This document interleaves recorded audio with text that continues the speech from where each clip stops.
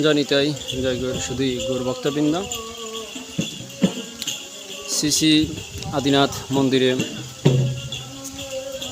আপনারা ঢুকলে প্রথমে দেখবেন একজন সাধু ভক্ত খুব সুন্দর কীর্তন করছেন, খুব চমৎকার।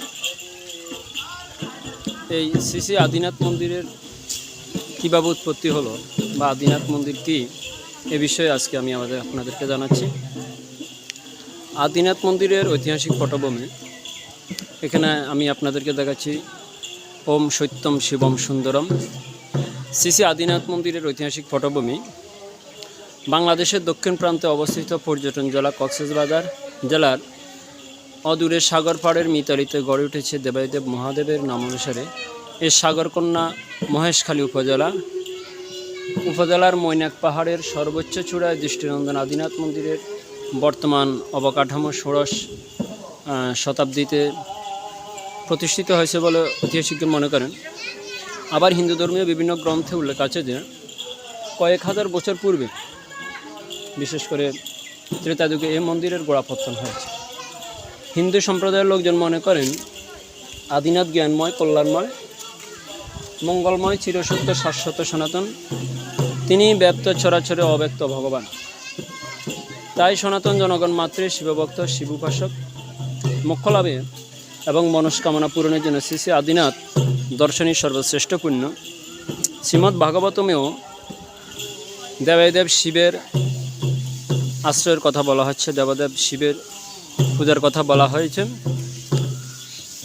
রামায়ণে বর্ণনা করা আছে ত্রেতা যুগে রাম রাবণের যে যুদ্ধ হয়, যুদ্ধে রামকে পরাজিত করার জন্য রাবণ শিবের উপাসনা করেন, অমরত্ব কামনা করেন। মূলত শিব হচ্ছেন আশুতোষ, অল্পে সন্তুষ্ট। শিব বধ দিয়ে শর্ত দিলেন কৈলাস থেকে শিবরূপী শিবলিঙ্গ মাথায় করে লঙ্কায় নিয়ে এসে পূজা করতে হবে। পথে কোথাও রাখা যাবে না, দৈবাত রাখলে তার উঠে যাবে না, তাকে আর উঠানো যাবে না। সেই স্থানে অবস্থান নেবেন শিবলিঙ্গ। রাবণ শর্ত মেনে নিয়ে মহাদেবকে মাথা করে রওনা হলেন যাত্রাপথে। এই মৈনাক পর্বতে শিবকে রেখে রাবণ প্রাকৃতিক ডাক সেরে ফিরে এসে, অর্থাৎ তাহার জৈবিক কাজ সম্পন্ন করে শিবকে আবার মূর্তিতে উঠাতে চাইলে শর্ত অনুযায়ী শিব আর উঠলেন না। এই মৈনাক পর্বত হয়ে গেল তার অধিষ্ঠান। এইভাবেই অনেক বছর যাওয়ার পর এই মন্দির তীর্থস্থান হয়ে উঠল।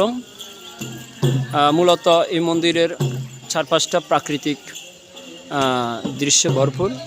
হিন্দু সম্প্রদায়ের এই তীর্থস্থানটি বিশেষ মর্যাদা পায় মহেশখালীর একজন সচ্ছল মুসলিমের হাতে। তার নাম নূর মোহাম্মদ শিকদার। তিনি তার গোয়ালঘরের এক দুধেল গাভীকে কামধেনু খেয়াল করলেন আগের মতো দুধ দিচ্ছে না। রাতের অন্ধকারে গাভীটিকে অনুসরণ করে দেখলেন মৈনাক পাহাড়ে এক শিলায় গাভীটি দাঁড়িয়ে আছে আর বাঁট থেকে দুধ ঝরে যাচ্ছে। এই দৃশ্যে তিনি হতবাক হয়ে গাভীটিকে নিয়ে এসে খুঁটির সাথে শক্ত করে বেঁধে রাখলেন। রাতে স্বপ্ন দেখলেন দুধ দেওয়া স্থানটিতে একটি মন্দির করতে এবং শিবের পূজা করার জন্য হিন্দু জমিদারদের দৃষ্টি আকর্ষণ করতে। পরে তৎকালীন জমিদার মন্দির স্থাপন করেন এবং ধীরে ধীরে তা শিব তীর্থে প্রকাশিত হতে থাকে। এই মন্দিরে যাতায়াত হতো নাগা সন্ন্যাসী। গৌরক্ষনাথ তাদেরই একজন, যার নাম অনুসারে মহেশখালী উপজেলা হেডকোয়ার্টারের নাম ঘোরকঘাটা। তিনি শিবের নির্দেশ পান নেপাল থেকে অষ্টভুজা মাতা, যা শিবের শক্তি হিসেবে মহেশখালীতে নিয়ে আসছেন। 1612 সালে নেপাল রাজবাড়ির মন্দির থেকে অষ্টভুজা মাতার মূর্তি গোপনে নিয়ে আসার সময় ধরা পড়ে যান নাগা সন্ন্যাসী। তিনি জেলবন্দি হয়ে পড়েন। যেদিন রায় ঘোষণা হবে আগের রাতে নাগা সন্ন্যাসীরা স্বপ্ন দেখেন আদিনাথ তাকে বলছেন, বিচারক যে প্রশ্নই করুক সন্ন্যাসী যেন মুখে যাই আসে তাই বলে দেন। মহামান্য বিচারক নেপাল রাজাকে মূর্তির রং কেমন জানাতে চাইলে রাজা বললেন, কোষ্ঠী পাথরের মূর্তি রং কালো। নাগা সন্ন্যাসী মহামান্য বিচারকের প্রশ্নের উত্তরে বলেন, মূর্তির রং সাদা। উপস্থিত সকলের সামনে মূর্তিটি যখন অনাবৃত করা হল দেখা গেল রং সাদা। তাই নাগা সন্ন্যাসীর পক্ষে রায় হয়ে যায়। সেই থেকে শিবের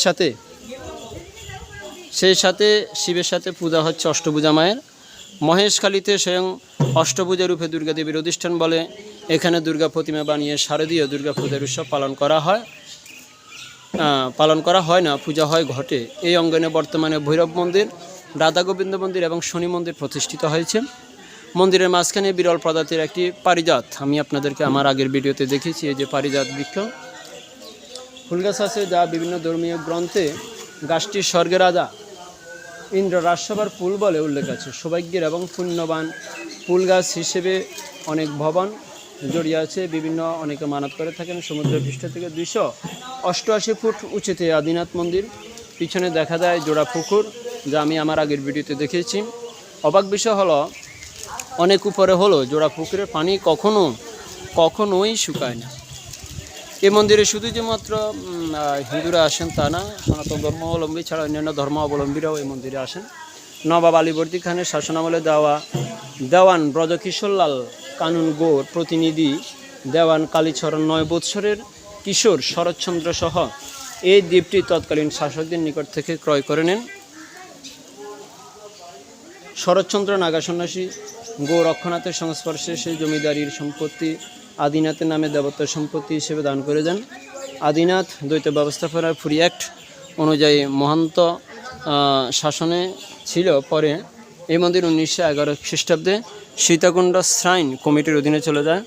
বিশ্বের বিভিন্ন দেশ থেকে প্রতিনিয়ত হাজার হাজার তীর্থযাত্রী, আপনারা দেখতে পাচ্ছেন অনেক তীর্থযাত্রী এখানে অবস্থান করছে। অনেক তীর্থযাত্রী পুণ্য অর্জনের জন্য এই মন্দিরে আসেন। প্রত্যেক বছর ফাল্গুন মাসের পুণ্য শিব চতুর্দশী তিথিতে লক্ষ লক্ষ পুণ্যার্থী শিব দর্শন করে পুণ্য সঞ্চয় করেন থাকেন। এই শিব চতুর্দশী মেলা পক্ষকাল ব্যাপী অর্থাৎ 15 দিন পর্যন্ত হয়ে থাকে। বর্তমানে হিন্দু মুসলিম বৌদ্ধ খ্রিস্টান রাখাইন সম্প্রদায়ের মিলন মেলা হিসেবে এ স্থান হয়ে উঠেছে বাঙালির ঐতিহ্যের ধারক ও বাহক। এই ছিল মূলত আদিনাথ মন্দিরের বিশেষ ঐতিহাসিক ঘটনার বিবরণ। জনিত জয়গান। পরবর্তী ভিডিওতে আপনাদের সাথে আসবো। আপনারা সকলে লাইক শেয়ার কমেন্ট করবেন। ভালো থাকবেন। জনিত জয়গান।